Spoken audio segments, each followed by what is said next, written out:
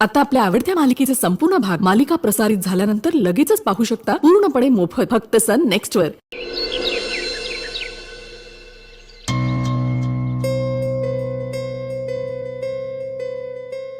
साहेब coffee. सुवर्णाताई गरज होती याची आत्ता।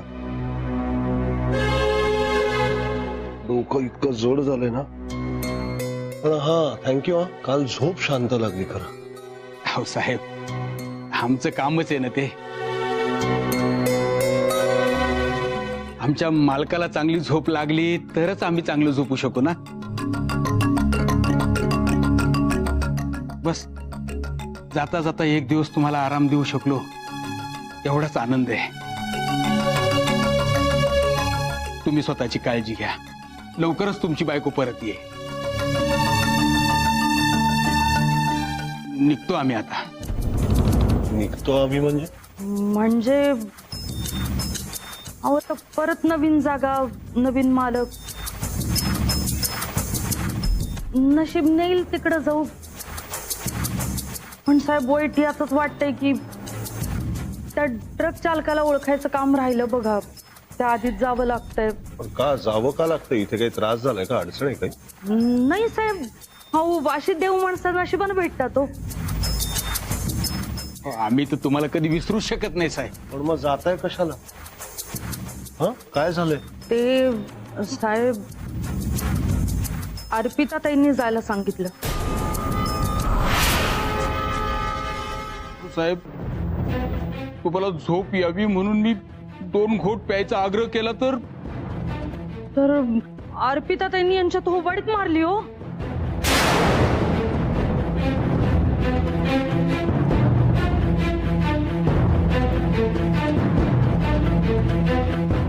काय केलं? साहेब अर्पिता ताईंनी होबाडीत मारली। रघुभाऊ हे खरंय? नाही साहेब, बरोबर आहे त्यांचं, पण डॉक्टरांना आपली पायरी ओळखून वागलं पाहिजे। साहेब हो त्यांना आम्ही इथं असलेलं आवडत नाहीये, म्हणूनच कदाचित आमच्यावर नजर ठेवून असतात। मग म्हणूनच आम्ही ठरवलं की जातो इथून साहेब। नाही, कोणी इथून कुठेही जायची गरज नाही। हा नाही साहेब, येतो आम्ही। 1 मिनिट। सुवर्णाताई तिला त्या मुलीला बोलावून घ्या जरा।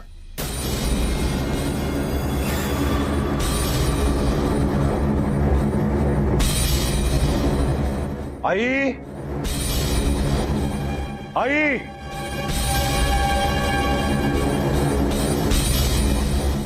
काय झालं? कळले का? नवीन प्रताप तुमच्या लाडकीचे। बसवा अजून डोक्यावर तिला।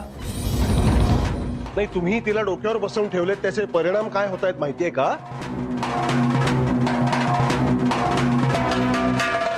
आता हिची मजल इथपर्यंत गेलीये की मी विश्वासाने घरात कामावर ठेवलेल्या माणसांना परस्पर हाकलून द्यायला निघाली ही। अरे काल रात्री या रघुने तुला खूप दारू पाजली होती। शुद्ध नव्हती तुला कशाची, तुझी अवस्था मी स्वतः बघितली। तिला वाटलं की तो तुला मुद्दामून दारूची सवय लावतोय म्हणून ती। हुकुला बाळ आहे का मी?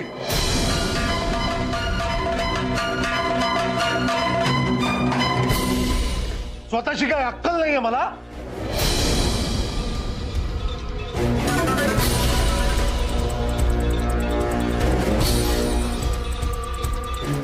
कोणी उठून आग्रह करेल आणि मी त्या आग्रहाच्या आहारी जाऊन दारू प्यायला लागेन, दारुडा होईन?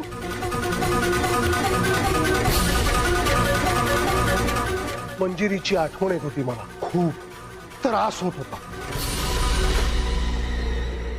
पण तेव्हा कोणी 4 शब्द माझ्याशी बोलायला आलं नाही। आलीस तू आई? तेव्हा 5 मिनिटं माझ्या बरोबर बसायला आलं नाही कोणी। झोप येत नव्हती म्हणून मी माझ्या मर्जीने प्यायलो।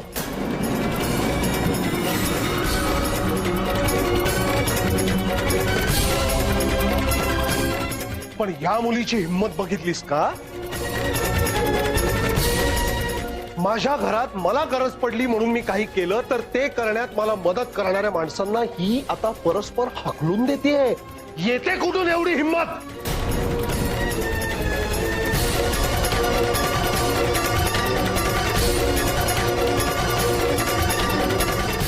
हे माझं घर आहे.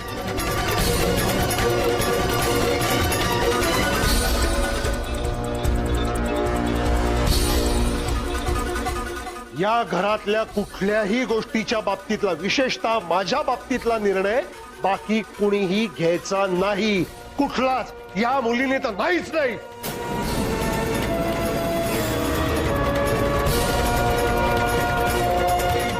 तू घातलेली शपथ आणि मंजिरीचा नसता चांगुलपणा या जोरावर हे ओझं अजून टिकू नये खरा.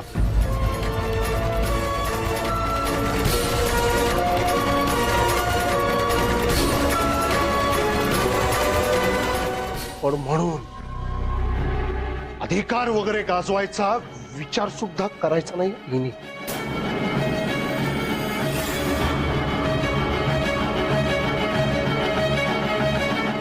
सुवर्णाताई आणि रघु भाऊ हे का आलेत आपल्या घरात? का आणलंय मी त्यांना इथे? कारण सुवर्णाताई एकमेव साक्षीदार आहेत त्या ऍक्सिडेंटच्या.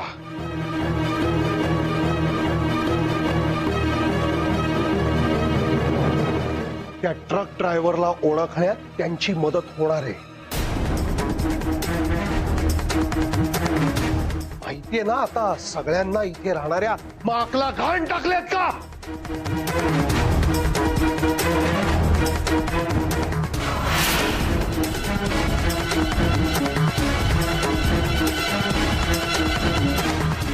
की त्या ट्रक ड्रायव्हरचा कधी पत्ता लागूच नये आणि मंजिरी कधी घरी येऊच नये म्हणून मुद्दाम ठरवून चाललंय हे सगळं.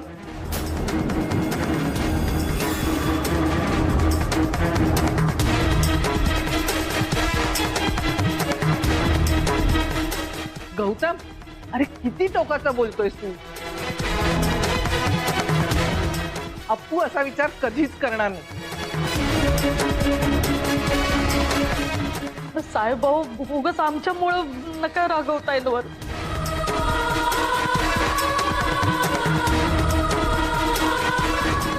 त्यांची काय बी चूक नाही बघा.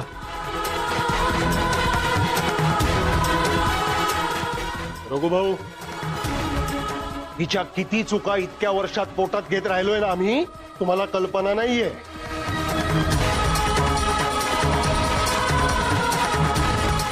पण आई आता बास.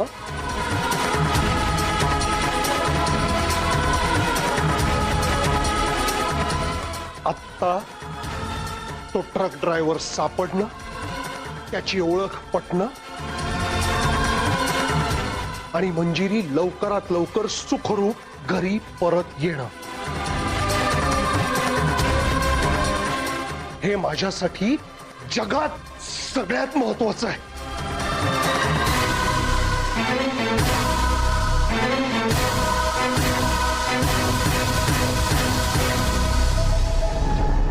आणि ते होण्यात ज्या कोणामुळे अडचण येईल, अडथळा येईल, ती व्यक्ती माझी सगळ्यात मोठी शत्रू असेल.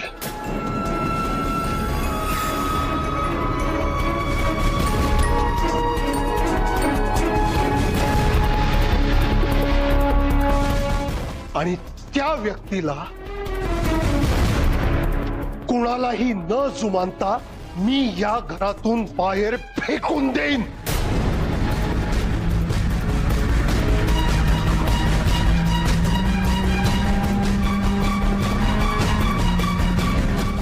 मंजिरी घरी परत आली की ती ठरवेल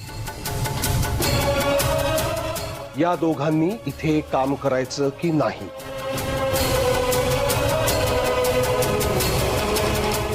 तोपर्यंत तुम्ही दोघंही आज जा, कामाला लागा. हो सर.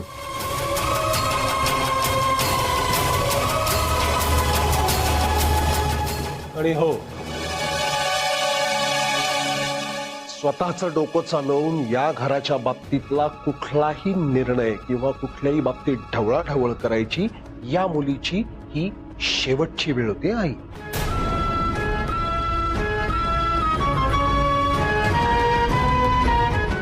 यापुढे कुठल्याही लहान सहान बाबतीत जरी हिच्या हातून हे जर घडलं तर मी खरंच सांगतोय आई, मी शपथ विसरेन.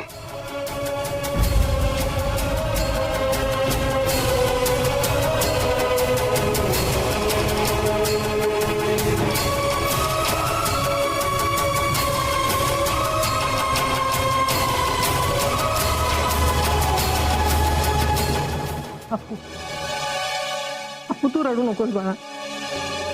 हे बघ, मंजिरी आली ना की आपण त्यांना हकलून देऊया. तोपर्यंत तू कुणालाही काहीही बोलू नकोस. जरा शांत राहा. हं?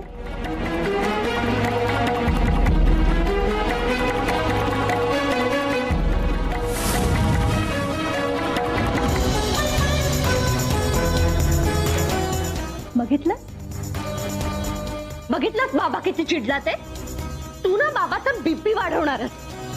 अगं मी बाबांच्या काळजीपोटी सांगितलं तर रघुला घराबाहेर जायला. तुला काय वाटतं ग? या घरामध्ये बाबाची काळजी फक्त तुलाच आहे. आम्हाला कुणालाच बाबाची काळजी नाही. हा, हे बघ, आधीच बाबा तुझ्यामुळे खूप टेन्शन मध्ये. ते टेन्शन त्याचं वाढवू नको प्लीज.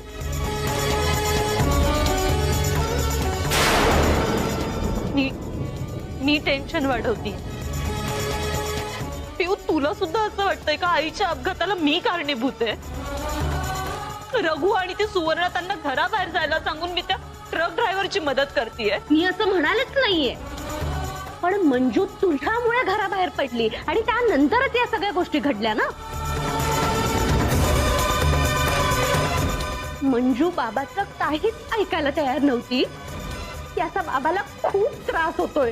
तो त्रास वाढवू नकोस. मी हात जोडते तुझ्या समोर.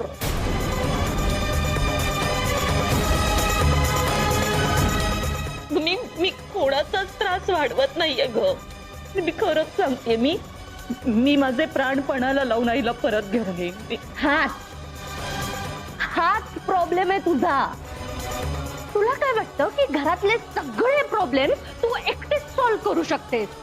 घरातल्या सगळ्यांबद्दल फक्त तुलाच काळजी आहे.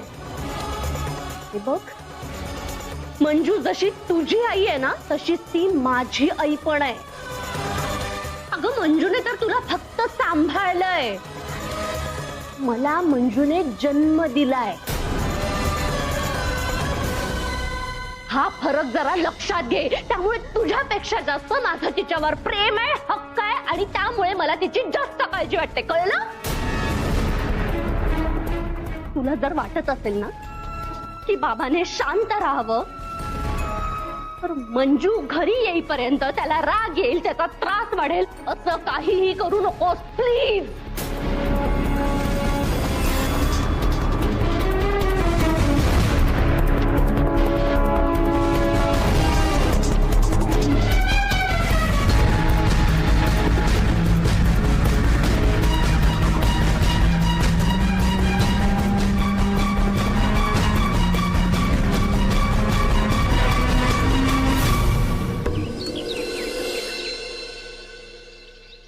वंस, तुमचं सतत डाएट चालू असतं ना, म्हणून तुमच्यासाठी पोहे बनवलेत. खा आणि सांगा हा कसे झाले. हो, त्याचं काय आहे ना, तुझ्या हाताला फार चव आहे ग, म्हणून कसं इथे बसल्या बसल्या जरा 2 घास जास्त खाते मी. तसं नाही हो, युवाच्या बाबांना सख्खी बहीण नाही, म्हणून ते तुम्हाला अगदी जवळचं मानतात. अगं घे ग, मग तुमची काळजी घ्यायलाच हवी ना मला. बरोबर, अगदी बरोबर. अगं तू पण ये नाश्त्याला. आणि युवराज कुठे आहे? त्याला पण बोलव, मग सगळेच एकत्र करू. हो की नाही? नाही, त्याला बोलावलं होतं, पण त्याला सध्या भूक नाहीये म्हणाला. कामात आहे ना. कामात आहे? कामात आहे म्हणजे? तुला एक सांगू का वहिनी, अगं युवराज लव्ह मॅरेज करतोय ना. अगं लव्ह मॅरेज करणारी मुलं किती आनंदात असतात, पण युवराजच्या चेहऱ्यावर मला जरा सुद्धा आनंद दिसत नाहीये. नाही, खुश आहे ना तो या लग्नामुळे, की आपलं नुसतं नाटक करतोय? अहो नाटक कशाला करेल तो? त्याचं नवीन प्रोजेक्ट सुरू आहे ना, त्या टेन्शन मध्ये आहे इतकंच. मी काय आज ओळखते युवीला? काहीतरी गडबड आहे, मी तुला सांगते. म्हणूनच मी तुझ्या नवऱ्याला लगेच फोन करून बोलवलेलं आहे की लवकर ये दादा तू इथे. म्हणजे तुम्ही यांना हे सगळं सांगितलं? हो, कशाला, काय गरज होती? कशाला म्हणजे? घरचा करता पुरुष आहे, त्याला कळायला नको का आपल्या घरात काय चाललंय ते? मम्मा, अगं तू कशाला उगाच डाऊट घेतेस? तुला हेच हवंय ना की युवीने इथे नाश्ता करायला यावं? हो, मी बोलवते त्याला. तू चालू कर.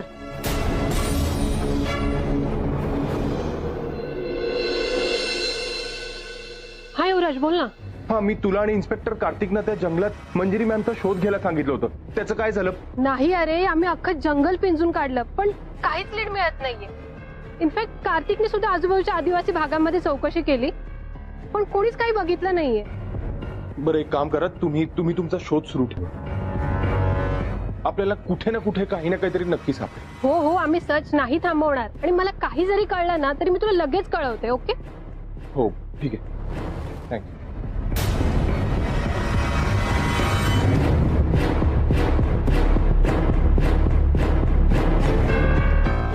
युवी, चल नाश्ता करायला. नाही अगं, मला भूक नाहीये, तू जा. मम्माला ना आता डाऊट आलाय की तुझ्या बाबतीत काहीच नॉर्मल नाही. अरे, आणि ती तर मला आता हे विचारत होती की तुला हे लग्न करायचंय की नाही.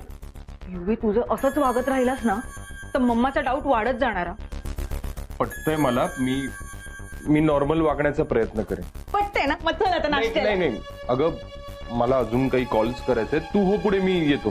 परत तेच युवी. अरे, का तुला कळत नाहीये? किती समजवलं तुला? हे बघ, मम्माला आता डाऊट तर आलाच आहे, तिला फक्त रिझन मिळत नाहीये. मी सांगू? आम्ही सांगते.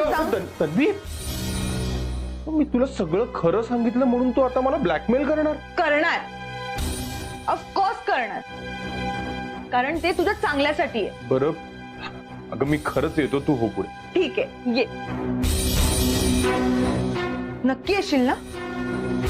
नाहीतर मग प्रिया, अर्पिता, लग्न, मम्मा विसरू नको.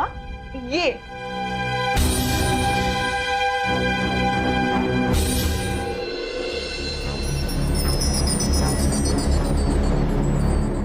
आलाच नाही ना?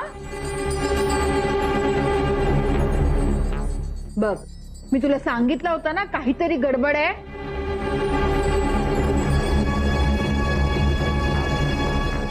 हसते काय?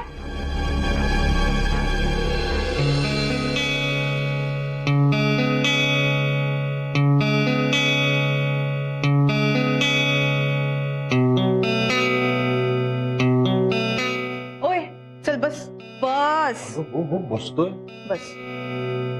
युवी, मी बोलवलं तर मला म्हणाला भूक नाहीये म्हणून, आणि आता बरं आलास? मगाशी नव्हती भूक, आता आहे. वाट तू. बर, मामी, मी आणते.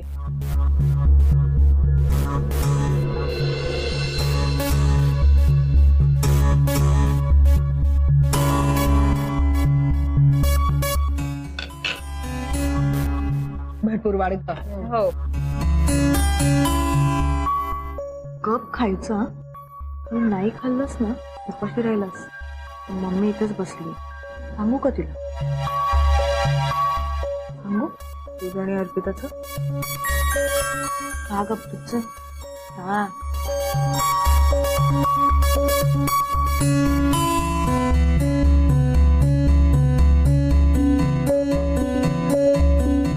वहिनी,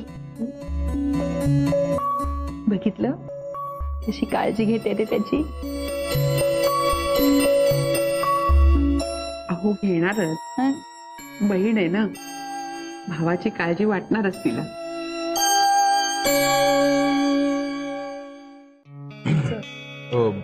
बरं मम्मी, मला जरा बाहेर जायचंय कामासाठी, मी फ्रेश होऊन आलो. मी कॉफी करते तुझ्यासाठी.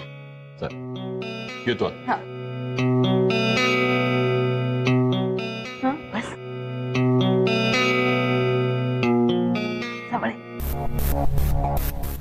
होतीस युवराजच्या मनात तुझ्याबद्दल काही नाहीये म्हणून. मग आता कसं ऐकलं तुझं? अशी काय जादू केलीस का? सांग सांग. अगं कुणीही आपलं ऐकावं याच्यासाठी त्याच्यावर जादू करायची काहीही गरज नाहीये. मम्मा अगं आपण त्याचं मन जरी ओळखलं ना तरी खूप आहे ग. तू ओळखलंयस ना त्याचं मन, मग बस झालं. तू ओळखत बस त्याचं मन, त्याच्या मनावर ताबा ठेव. मला काय करायचं ते मी करते आता. तू जे प्लॅन्स करत बस, मी चालली माझा गेम खेळायला.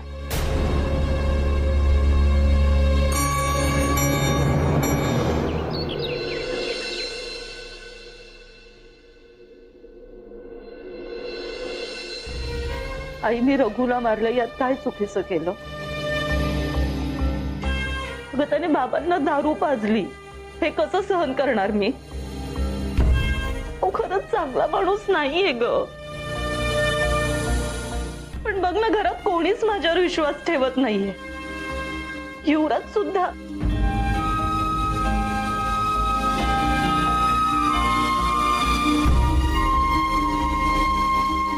बाबांनी कधीच मला समजून घेतलं नाही. पण पिऊ आई, अगं तिला काय झालं ना काहीच कळत नाहीये मला. ती ना हल्ली माझ्याशी बोलतच नाहीये.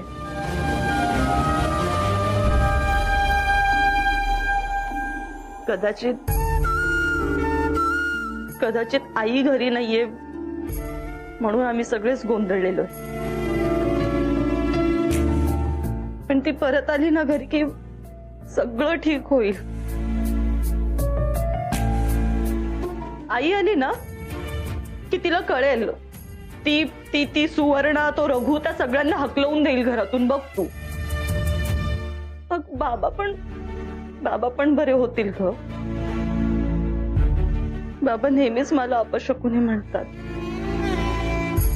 आई माझ्यासाठी मुलगा बघायला गेली आणि आता जर तिला काही झालं ना तर त्यांचे शब्द खरे होतील. बाबा मला कधीच माफ नाही करणार, कधीच. आई तू बाबांना सोडून गेलीस, त्याचा दोष बाबांनी माझ्यावर टाकला. आणि आता जर मंजिरी आई सुद्धा बाबांना सोडून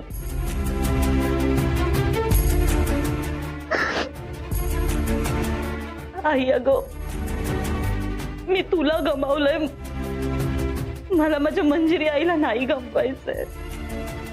तिला जर काही झालं ना तर मी खरंच सांगते मी तुझ्याकडे निघून येईल. पण माझा तुझ्यावर विश्वास आहे. आई प्लीज माझा तो विश्वास खरा कर आणि माझी मंजिरी आई तिला प्लीज सुखरूप घरी घेऊन ये ग, प्लीज.